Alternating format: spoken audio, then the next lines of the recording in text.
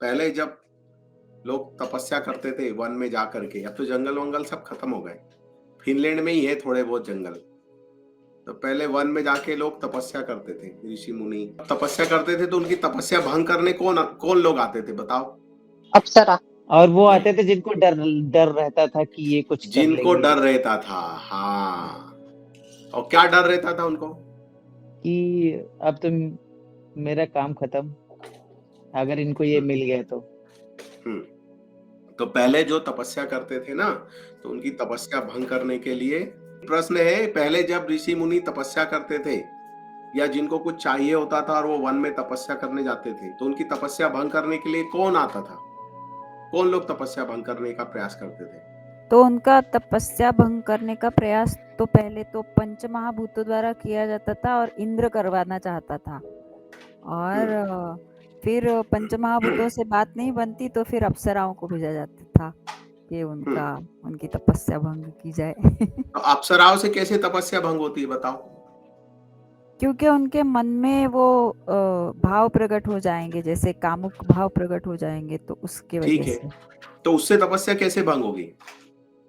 तो मतलब वो जो ध्यान जहाँ पे केंद्रित हुआ था, वो ध्यान वहां से हट गया, इसके वजह से। थोड़ा थोड़ा उसके करीब आप पहुंचे हो। तो मतलब तपस्या जब कोई करता है तो वो एक कुछ आलंबन अपना एक केंद्रित करता है जहाँ पे के एक लक्ष्य पे, जैसे शिव की तपस्या कर रहे हैं तो ओम नमः शिवाय का हाँ। जाप कर रहे हैं, फिर उन पे सब हम्म, केंद्रित हुआ है सब ध्यान।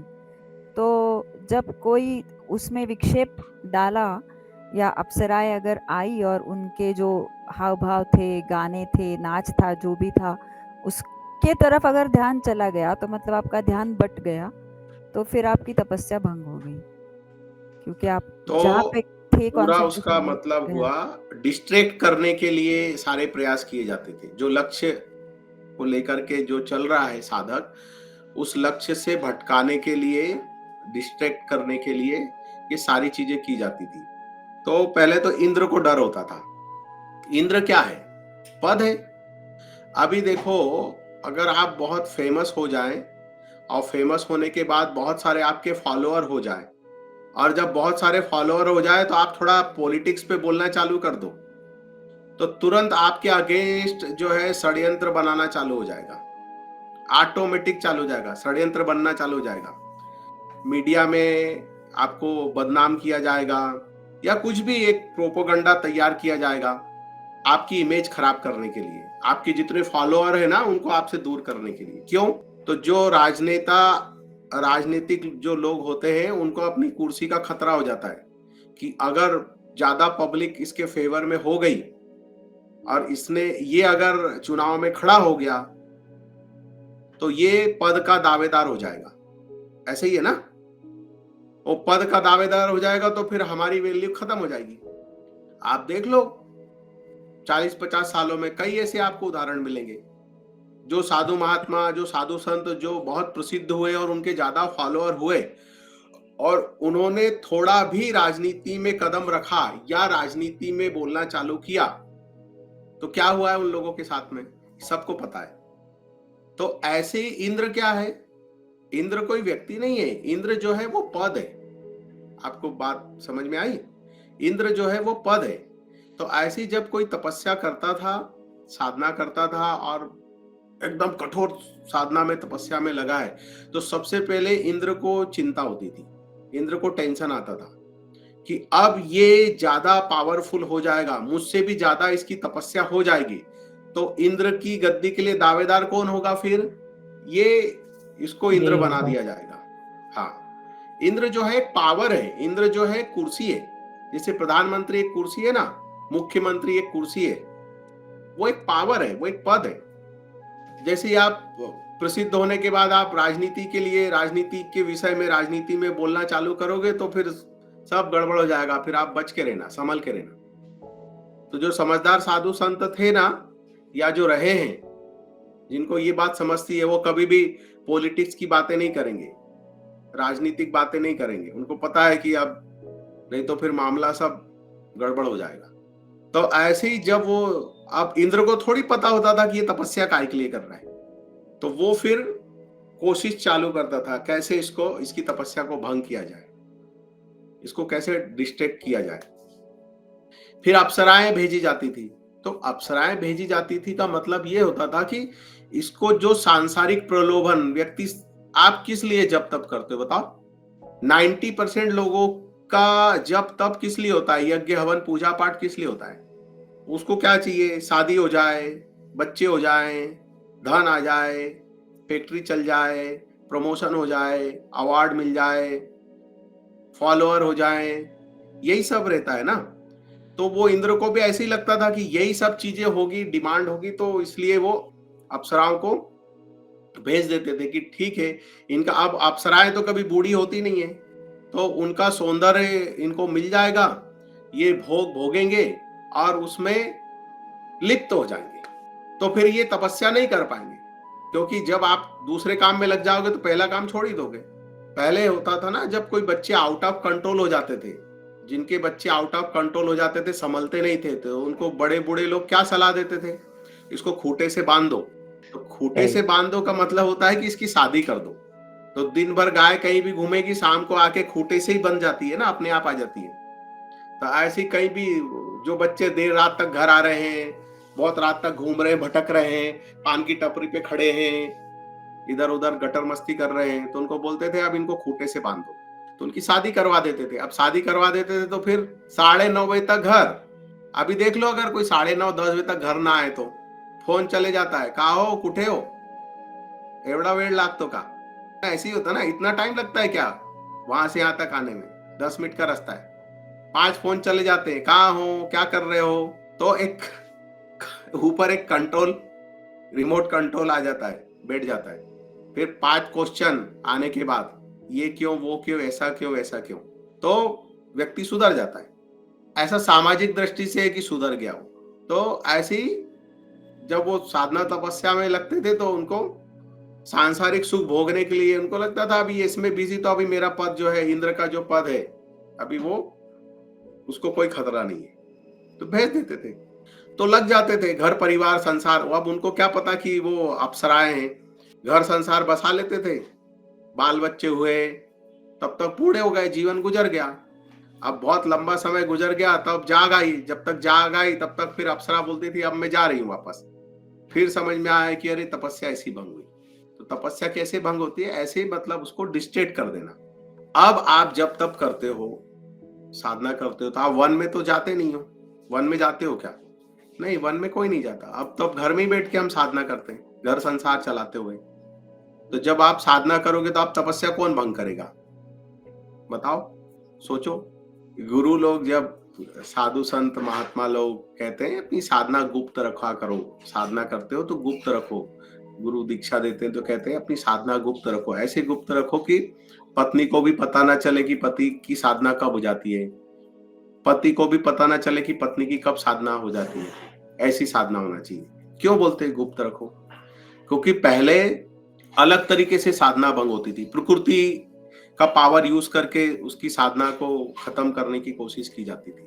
अब साधना जो है, आपको पता चल जाए आप साधना कर रहे हो और आपका खूब मन लगने लग जाए अच्छे से। आप देखो, अगर आपके 4 दिन अच्छे से साधना हो जाए, 3-4 दिन अच्छे से ध्यान लगने लग जाए, 5वें दिन देखो क्या होता है। तो अब जो है वो नेगेटिव जो आत्माएं होती है, वो आपके परिवार में जो लोग रहते हैं ना, उनको कैप्चर करती है, और वही लोग आपकी साधना भंग करते हैं। जिनको पता है कि आप साधना करते हो, जिनको नहीं पता है वो थोड़ी भंग करने आएंगे। तो जिन फिजिकली जो परिवार में जो लोग हैं, फिजिकल फॉर्म में जो रहते हैं, उनको नेगेटिव आत्माएं, जो दूषित आत्मा है, वो कैप्चर करती है और वो आपकी साधना भंग करवाते हैं। पिताजी आएंगे, 2 गाली दे के चले जाएंगे। पूजा पाठ कर रहे हो, ये थोड़ी तुमको खाने को देगी, पूजा पाठ से थोड़ी तुम्हारा कुछ भला होने वाला है। पढ़ाई करो, नौकरी करो। माँ आएगी, माँ कुछ बोल के चली जाएगी। पत्नी होगी, पत्नी कुछ बोल के चली जाएगी। पति होगा, पत्नी खूब साधना में लगी तो पति आके उसको 4 बातें सुना के, कुछ तो भी झगड़ा करके माहौल ऐसा क्रिएट करेगा गंदा सा, कुछ तो भी विदाउट एनी रीजन कुछ भी ऐसा क्रिएट करेगा और आपका माइंड को डिस्ट्रैक्ट करने की कोशिश करेगा। आपको लग रहा है पति झगड़ा कर रहा है, पत्नी कुछ तो भी प्रॉब्लम क्रिएट कर रही है, पिताजी कुछ कर रहे हैं या माँ कर रही है या भाई बहन कर रहे हैं, वो नहीं कर रहे हैं, वो तो सिर्फ दिखाई दे रहे हैं। चाबी कोई और भर रहा है पीछे से, वो आपको नहीं दिख रहा है। अभी पहले वही लोग खुश होते थे कि आप ध्यान भजन में लगो तो कल्याण होगा, और आप उसमें लग गए तो वही आपके विरोध में खड़े हो जाते हैं। क्यों हो जाते हैं ऐसा? जो नकारात्मक ऊर्जा है, जो नेगेटिव आत्माएं चारों तरफ घूम रही है, जिनकी मुक्ति नहीं हुई है, अब उनको डर होता है कि मनुष्य देह में तो आप हो, आप आगे निकल जाओगे, आप पा जाओगे। तो ये क्या है? ईर्षा, ईर्षा की भावना आ जाती है, द्वेष की भावना आ जाती है। इसलिए कहते हैं अपनी साधना को गुप्त रखो। और हम क्या करते हैं? हम इसका उल्टा करते हैं। साधना जब इतना सा करते हैं और दिखाने वाला ड्रामा कितना करते हैं, इतना करते हैं, बस फंस गए वहीं। अब वो गुप्त चीजों को गुप्त रखने को कहा गया, अब उसको उतना ही दिखावा करने लग जाते। जो असली सेठ साहूकार होते थे ना, वो अपने धन को ऐसे छुपा के रखते थे, पता भी नहीं चलता था कितना धन है इसके पास में। खानदानी जो पैसे वाले लोग हैं, आप देखोगे कैसे रहते, एकदम सिंपल सादे। लेकिन जिसने कभी धन दौलत नहीं देखी है और अचानक से उसके पास कोई खेती बिक गई या फसल अच्छी आ गई, अच्छे दामों में बिक गई, या कोई ठेका वेका मिल गया किसी नेता वेता की सहायता से, कोई रिश्वत विश्वत खिला के कोई ठेका मिल गया, कोई बड़ा मिट्टी का गिट्टी का रोड बनाने का थोड़ा पैसा वैसा आ गया, तो क्या करेगा वो? सबसे पहले 100 ग्राम सोने की चेन बनवाएगा, यहाँ पे उतनी मोटी गले में डालेगा, एक बुलेट खरीदेगा, हाथ में 2 ऐसे मोटे मोटे ब्रेसलेट डालेगा। देखा है आपने ऐसा? ऐसा कोई सच में जो खानदानी धनवान होता है, धनवान व्यक्ति ऐसा करता है क्या कभी? ऐसा सोना गले में ऐसे डाल डाल के आधा आधा किलो के सोने की चेनें और ऐसे जंजीर वंजीर बांध के और ऐसे दिखाता है क्या कभी किसी को? कभी नहीं दिखाता। ये वही दिखाते हैं जिन्होंने कभी देखा ही नहीं है धन क्या होता है। तो धन की गर्मी नहीं पसती है, हर चीज की गर्मी होती है, बल की गर्मी होती है। शरीर में थोड़ी ताकत आ गई ना तो उसकी भी गर्मी होती है, ऐसी धन की गर्मी होती है। तो वो ऐसे दिखा दिखा के चलेंगे ऐसे, तो आप देख के समझ जाओ, फिर वो ऐसे भाई दादा बन के ऐसे सोने वोने की चेन वेन, ये क्या है सब? तो उसी तरह से साधना जितनी छुपाओ उतने आप आगे जाओगे, और जितना दिखाओगे तो फिर क्या हो गया? थोथा चना बाजे घना। कहावत सुनी है? कहावत नहीं सुनी? थोथा चना बाजे घना। थोथा चना मतलब जिस चने को अंदर से वो धनुर, पहचानते हो धनुर? उसको बुंदेलखंडी में तिरुला भी बोलते हैं। धनुर, धनुर ऐसे गेहूं को खा जाता है वो अंदर से, गेहूं अंदर से घून। बुक्कल हो जाता है, उस कीड़े को धनुर बोलते हैं, तिरुला भी बोलते हैं उसको। तो जिस चने को ऐसे वो धनुर खा लेता है अंदर घुस के, तो ऐसे चना ऊपर से इतना बड़ा दिखता है पर अंदर से पूरा खाली हो जाता है, तो थोथा चना बोलते हैं उसको। थोथा मतलब खाली चना। जो एकदम भरा हुआ चना है उसको आप डब्बे में बजाओगे तो उसकी आवाज अलग आती है, लेकिन जो ऐसे घुन खाए हुए चने को डब्बे में डाल के बजाओगे तो जोर जोर से आवाज आती है। तो वहां से ऐसी कहावत आई कि थोथा चना बाजे घना, कि अंदर से खाली है। जितना आप जानते हो ना उससे कम बोलो, जितना आप जानते हो उससे कम बोलो, और जितना आप दिखाते हो ना दुनिया को बाहर, उससे ज्यादा आपके पास होना चाहिए। और रोज अपने आप को ऐसा रिमाइंड करवाओ कि जितना जानते हो उससे कम बोलो, और जितना आप दिखाते हो उससे ज्यादा आपके पास होना चाहिए। लेकिन जमाना कैसा हो गया? उल्टा हो गया, इसलिए दुखी और परेशान है। जानते इतना सा है और बड़बोली बातें करते हैं बड़ी बड़ी। आप किसी के भी पास चले जाओ कोई भी काम करवाने के लिए, उनको बोलो भैया ये काम कर रहे हैं, आपको पता? हाँ हाँ सब पता है, इतनी फीस लगेगी, 3000 दे जाओ। फिर वो 4 लोगों को फोन करके पूछेगा ये फॉर्म को कैसे भरना, क्या भरना, फिर वो बताता है, फिर वो आपको फोन करेगा ये डॉक्यूमेंट लेके आओ, फिर आप लेके चले गए वो डॉक्यूमेंट, फिर 2 दिन के बाद फिर बोलेगा ये वाला डॉक्यूमेंट लाओ, क्योंकि उसको कुछ पता नहीं है, उसने आपसे फीस ले ली 11,000, 5,000, 6,000 काम करने की। अब वहां से जो उसको बात पता चलती जा रही है वो आपको बार बार फोन करके बोलता है, फिर आप इरिटेट हो जाते हो, चिढ़ करके क्या बोलते हो, भैया एक ही बार में बता दो ना सारे क्या क्या डॉक्यूमेंट चाहिए। नहीं, वो 15 दिन आपको परेशान करेगा, पैन कार्ड लाओ, आधार कार्ड लाओ, बिजली बिल लाओ, सब ला के दिया तो आखिर में फिर क्या बोलेगा, डोमिसाइल सर्टिफिकेट लाओ, कुछ भी निकालेगा, ये लेके आओ वो लेके आओ। कहाँ वो ऊपर से चीजें चल रही है, उसको भी नहीं पता है, वो भी ऊपर से पूछता है। तो ऐसे कब होता है, खुद को कोई जानकारी नहीं है पर हम हामी भर देते हैं, हाँ ये भी पता है वो भी पता है, सब आता है हमको। तो इसलिए सब परेशान है कि नहीं है बताओ। कहीं भी किसी भी क्षेत्र में आप चले जाओ, गवर्नमेंट सेक्टर में चले जाओ, प्राइवेट कंपनियों में, प्राइवेट कहीं भी किसी भी आप उसमें चले जाओ क्षेत्र में, सब जगह क्यों परेशान हो रहे हैं कि बस घुमा रहे हैं, एक दूसरे को उल्लू बना रहे हैं, खुद को ही पता नहीं है। कई ऐसे सीए बन के बैठे हैं, उनको ही पता नहीं है कि कौन सा काम कैसे करना है। ऑफिस खोल के बैठ गए, 4 नए पढ़े लिखे बच्चों को जो सीए की पढ़ाई कर रहे हैं उनको अपने यहाँ नौकरी पे रख लिया, 15-15, 20-20 हजार सैलरी दे रहे हैं, और उनको सैलरी दे रहे हैं और लाखों का काम ले रहे हैं, और वो हाँ हमको सब पता है, बड़ा इतनी पार्टी लगा ली, उनसे काम करवा रहे हैं। अब वो भी 4 बार आपको बोलते हैं ये करो वो करो, आप बोलते हो काय के सीए, आपको सब पता है। नहीं वो अभी नया रूल हो गया, अब आपको कैसे घुमाएंगे। गवर्नमेंट के रूल चेंज होते रहते हैं ना, अभी रूल बदल गए, रूल ऐसे हो गए, रूल वैसे हो गए। बताओ सब लोग परेशान होते हैं कि नहीं होते हैं? क्यों? जितना जानते हैं उससे ज्यादा बोलते हैं। उसको ऐसे बोलते छोटी मुंह बड़ी बात, पता नहीं है फिर भी बड़ी बढ़ के बहुत बड़ी बड़ी बातें करते हैं, सलाह देते हैं दूसरे का भला कर देंगे हम, और खुद का भला नहीं हो रहा है, चले सबका भला कर ले। और दूसरा, जितना दिखाते हैं उससे ज्यादा होना चाहिए, वो भी एक समस्या का विषय हो गया। हम किसी का बड़ा बड़ा रुतबा अट्रैक्ट होकर के जाते हैं, फिर बाद में निराश हो जाते हैं। कैसे बोलते हैं, ऊंची दुकान फीका पकवान, एडवर्टाइजमेंट और खूब बढ़ चढ़ करके खूब चीजों को बना करके दिखाया जाता है।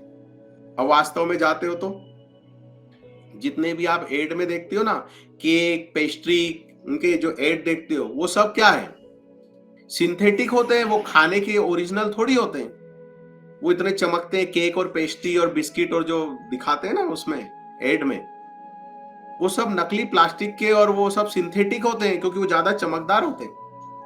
पूरा ऐसा आइसक्रीम, फिर उसके ऊपर हनी डालते हुए ऐसा डिजाइन वाला कौन बन जाता है। वास्तव में आप घर पे आइसक्रीम रखो और ऐसे डालोगे तो ऐसे पूरा पचका हो जाएगा। केक को ऐसे डेकोरेट करो, पूरा बैठ जाएगा नीचे। वो सब दिखाने की दुनिया होती है और हम उसमें फंस जाते हैं। अगर आप अपने मूल को याद करो ना, कि देखो पुराने लोग कैसी कैसी कैसी बातें करते थे। नए जमाने में क्या बोलते हैं, first impression is last impression. लेकिन हमारी पुरानी पद्धति क्या कहती है, अंत भला तो सब भला। फर्स्ट इंप्रेशन के चक्कर में जो पड़े ना, उनके ही सबसे ज्यादा ब्रेकअप होते हैं। फर्स्ट अट्रैक्शन, फर्स्ट इंप्रेशन, और फिर बाद में क्या बोलते हैं, अरे वो तो ऐसा है ऐसा है। शुरू में खूब सुनो, ओवर एक्साइटेड, खूब ऐसी बड़ी बड़ी बातें, खूब तारीफ, और फिर 4 महीने के बाद मिलो तो ब्रेकअप, 2 साल के बाद मिलो तो ब्रेकअप, फिर बुराइयां सुन लो उतनी। अब आप अलग अलग देशों में रहते हो, आप देख लो क्या होता है। आप फेसबुक पे, इंस्टाग्राम पे, सब जगह देखो, शादी हो रही है बहुत बड़े लेवल पे, पार्टी, उसके फोटोग्राफ, ये वो, और 2 साल के बाद दूसरी शादी हो रही है। ब्रेकअप हो गया, पता भी नहीं कब ब्रेकअप हो गया, बाद में पता चलता है ब्रेकअप हो गया, डिवोर्स हो गया। ये सब क्यों है? जितना दिखाते हैं उतना होता नहीं है। तो हमेशा 2 चीज याद रखो, जितना आप जानते हो उससे कम बोलो, और जितना आप दिखाते हो उससे ज्यादा आपके पास होना चाहिए। इस सिद्धांत पर चलो। तो हम वापस अपने मूल उस पे आ जाते हैं कि जब हम साधना में लगते हैं तो साधना हमारी कैसी होना चाहिए, गुप्त होना चाहिए। उसमें कोई दिखावा नहीं होना चाहिए, कोई बड़ी बड़ी बातें नहीं होना चाहिए, कोई किसी को समझाना बुझाना नहीं। किसी का कोई प्रॉब्लम है ना, उसको कहना भगवान से प्रार्थना करो, अपनी तरफ से कोई ज्ञान नहीं देना। हमारी अपनी समस्याएं नहीं सुलझ रही तो हम क्या दुनिया की समस्याएं सुलझा देंगे? सोच के देखो, हमारे खुद के अपने जीवन में समस्याएं कम है क्या? आप सब देखो, सबके जीवन में है समस्याएं, है कि नहीं है? अगर आप दूसरे के प्रश्न का उत्तर दे देते हो तो फिर आपके अपने जो प्रश्न है उनका उत्तर आप क्यों नहीं देते हो? जवाब दो मुझे।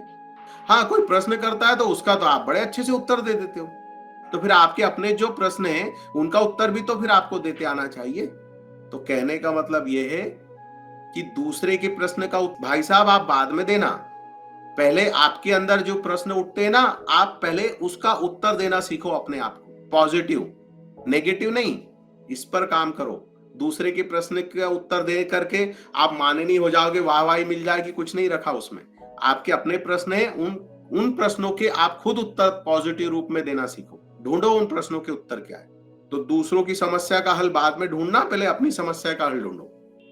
क्रिया मार्ग में, क्रिया पंथ में सारी साधनाएं गुप्त हैं, लेकिन एकदम से आपको ये सब चीजें समझती नहीं है, क्योंकि परंपरा से तो आपको देवघर मिला है, भगवान मिले हैं, शादी होती है तो लड्डू गोपाल दिए जाते हैं, फिर वो क्या बोलते हैं, अन्नपूर्णा दी जाती है।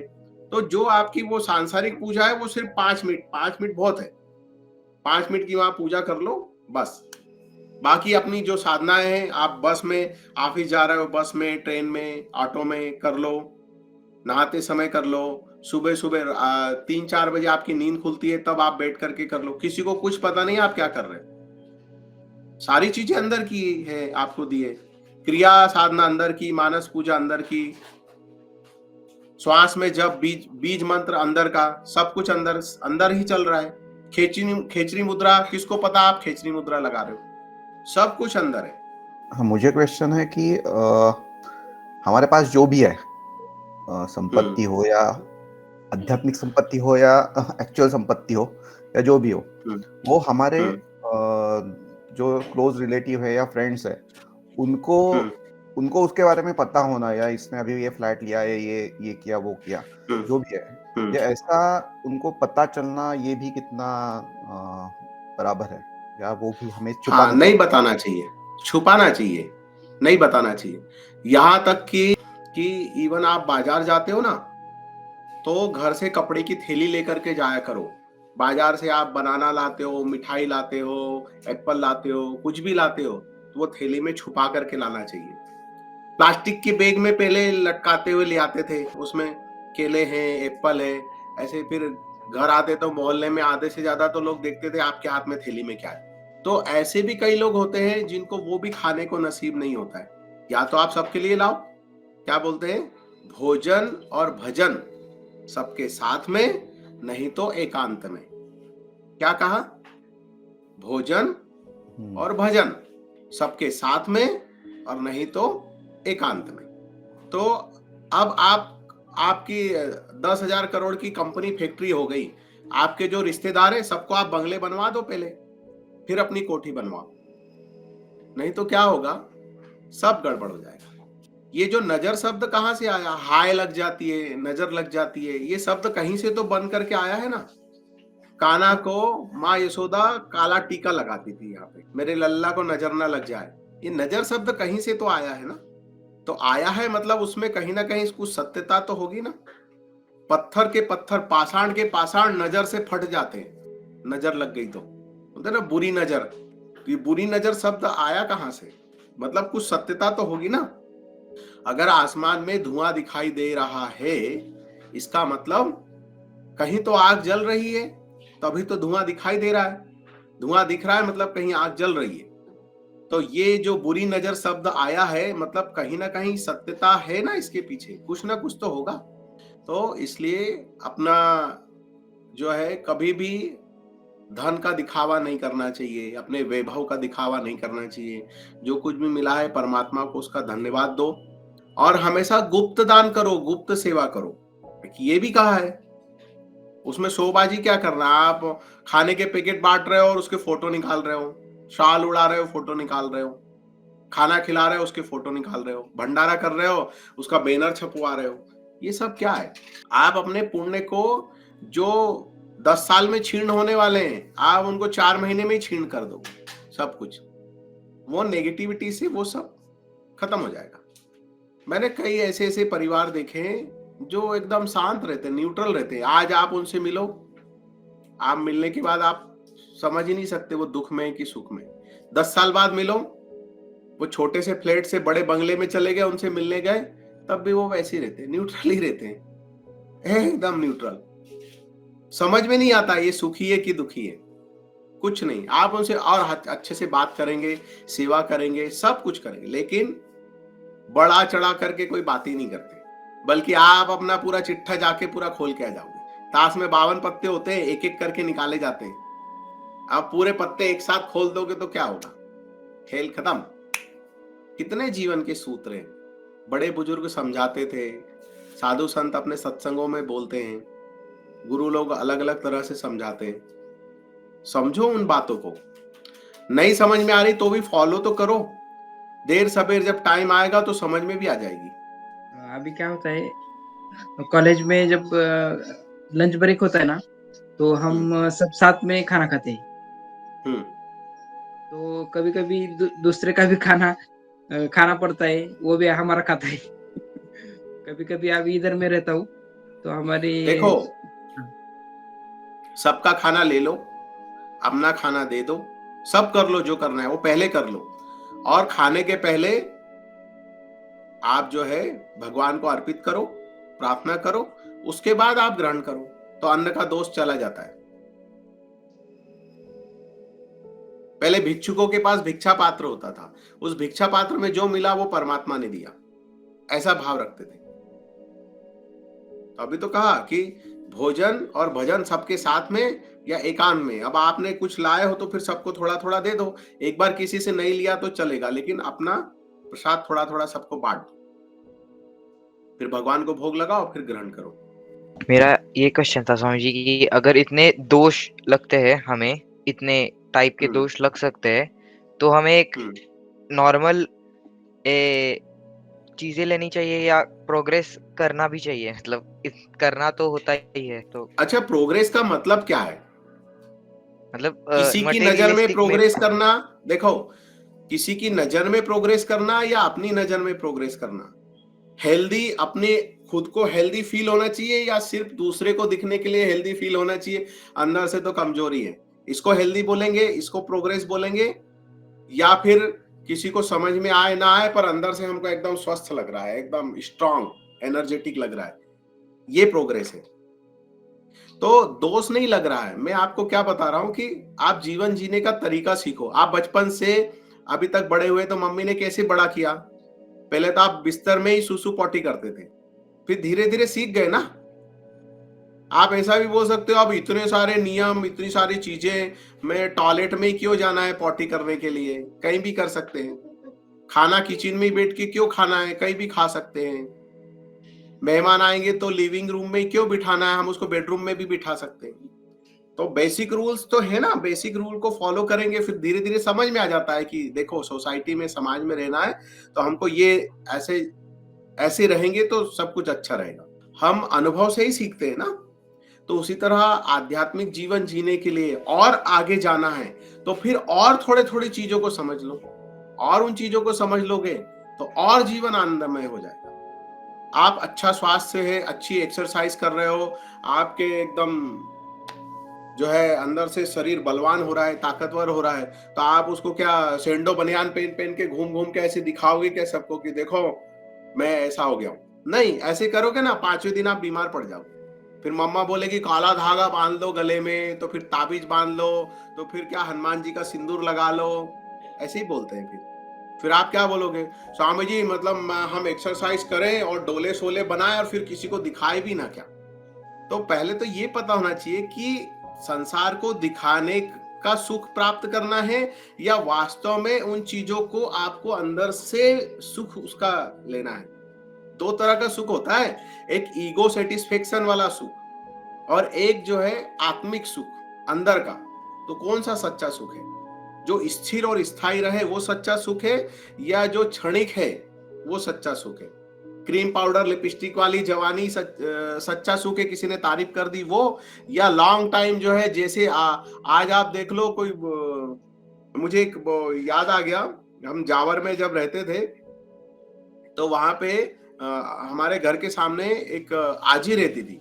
जब हम छोटे छोटे थे ना, दूसरी तीसरी में पढ़ते थे, वो आजी वैसी ही दिखती थी, उनको दर्जन माए बोलते थे।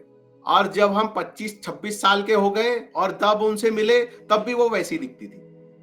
तो वो ब्यूटी बेस्ट, या आज सुंदर दिखे 4 साल के बाद बूढ़े दिखने लग गए? सदाबहार एक जैसे रहे, स्थिरता होना चाहिए। आज खूब पावर आ गया, कोई सिद्धि मिल गई, कुछ मिल गया, खूब बल्ले बल्ले हो गई, और फिर 3 साल के बाद देखो तो गटर में पड़े, सड़क पे पड़े। ऐसा जीवन फिर किस काम का?